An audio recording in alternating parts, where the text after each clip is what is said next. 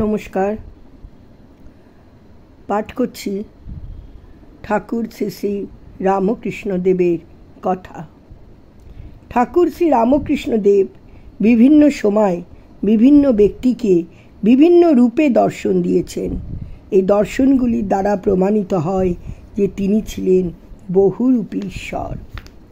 আজকে যেটি বলবো সেটি হলো ঠাকুরের রাধা কৃষ্ণের যুগল মূর্তি রূপে শ্রীরামকৃষ্ণ। শ্রীরামকৃষ্ণের ভিতর স্ত্রী ও পুরুষ ভাবের একত্র সমাবেশ ঠাকুরের প্রায় প্রত্যেক ভক্ত উপলব্ধি করেছিল।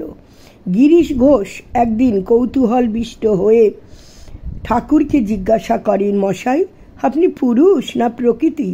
ঠাকুর হেসে তদুত্তরে বললেন, জানি না।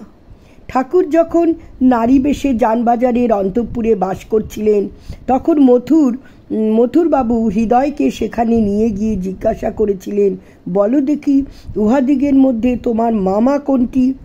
এতকাল একসঙ্গে বাস ও নিত্য সেবাদি করেও হৃদয় সহসা ঠাকুরকে চিনতে পারেনি।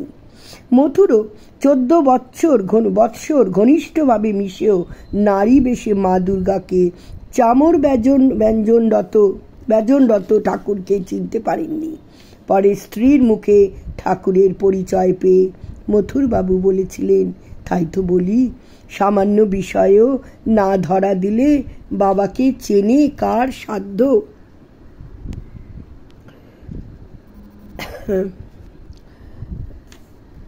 দেখো না, 24 ঘন্টা দেখেও একত্রে থেকেও আজ তাকে চিনতে পারলুম না।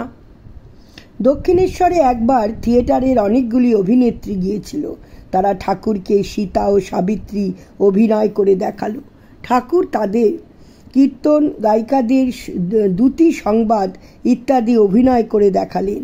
কীর্তন গায়িকারা অভিনয়কালে কি করে তাদের বড় নর্তি উঠিয়ে পানের পিক ফেলে, কি করে হাত নাড়ে, কি করে গলা ও মাথা নাড়ে, তিনি তা অবিকল দেখাতে লাগলেন। অভিনেত্রীরা এতে আশ্চর্য হয়ে বলল, ইনি সাধু হয়ে কি করে এত মেয়েলি ঢং জানেন? পরবর্তীকালে শ্রীরামকৃষ্ণ ভক্তদের কাছে তার পুরুষ প্রকৃতির অনুভূতির কথা বলেছেন। ঠাকুর বলছেন, কি অবস্থা গেছে! হরগৌরী ভাবে কতদিন ছিলুম, আবার কতদিন রাধা কৃষ্ণ ভাবে, কখনো সীতারামের ভাবে, রাম সীতার ভাবে, রাধার ভাবে কৃষ্ণ কৃষ্ণ করতুম, সীতার ভাবে রাম রাম করতুম। সীতারামকে রাত দিন চিন্তা করতুম, আর রাম সীতার রূপ সর্বদা দর্শন হতো। আবার কখনো রাধা কৃষ্ণের ভাবে থাকতুম। দুই ভাবের মিলন, পুরুষ ও প্রকৃতি ভাবের মিলন।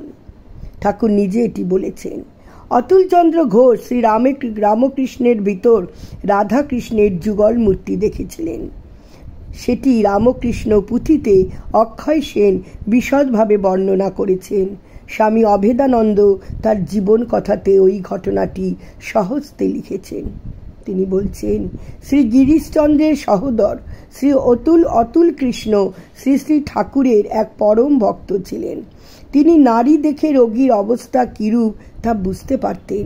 ঠাকুর তাকে সেই জন্য মধ্যে মধ্যে ডেকে পাঠাতেন।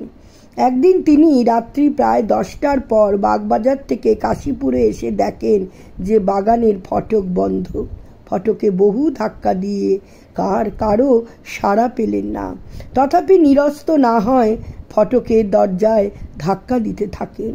অবশেষে গোপাল দাদা শব্দ শুনে ফটক খুলে দিলেন এবং অতুল কৃষ্ণ বাগানে প্রবেশ করে দ্বিতলের ঘরে ঠাকুরকে দেখতে পেলেন। তথায় গিয়ে দেখলেন শশী মহারাজ ঠাকুরের অঙ্গে পাখার বাতাস করছেন এবং এক পাশে লাটু মহারাজ নিদ্রিত রয়েছেন। অতুল কৃষ্ণকে দেখে শশী মহারাজ হাতে পাখা দিয়ে নিচে বিশ্রাম করতে চলে গেলেন। ঠাকুর তখন বালাপোষ গায়ে দিয়ে ঘুমোচ্ছিলেন। কিছুক্ষণ পরে অতুল কৃষ্ণের অপূর্ব দর্শন হলো। শ্রী শ্রী ঠাকুরের তিনি দেখলেন শ্রী শ্রী ঠাকুরের দক্ষিণ অঙ্গে শ্রীকৃষ্ণ এবং বাম অঙ্গে শ্রীরাধা। এই যুগল মূর্তি দর্শন করে অতুল কৃষ্ণ মনে করলেন এটি তার হ্যালুসিনেশন বা মস্তিষ্কের বিকার বোধহয়। এমন সময় শরৎ মহারাজ সেবা করবার জন্য ঘরে উপস্থিত হলেন। তখন ঠাকুর মুখের ঢাকা খুললেন এবং অতুলকে দেখে বললেন, কি গো, তুমি কখন এখানে এসেছো? এখন তুমি নিচে বিশ্রাম করো গে, শরৎ আমার কাছে থাকবে। অতুল নির্বাক হয়ে নিচে চলে গেলেন এবং সেই যুগল রূপ দর্শন জীবনে সে অতুলচন্দ্র ঘোষ কোনোদিন তিনি ভুলতে পারেননি। এইভাবে ঠাকুর বিভিন্ন সময় বিভিন্ন জনকে বহু রূপে তিনি দর্শন দিয়েছেন। তাই তো ঠাকুর আমাদের বহুরূপী শ্রীরামকৃষ্ণ।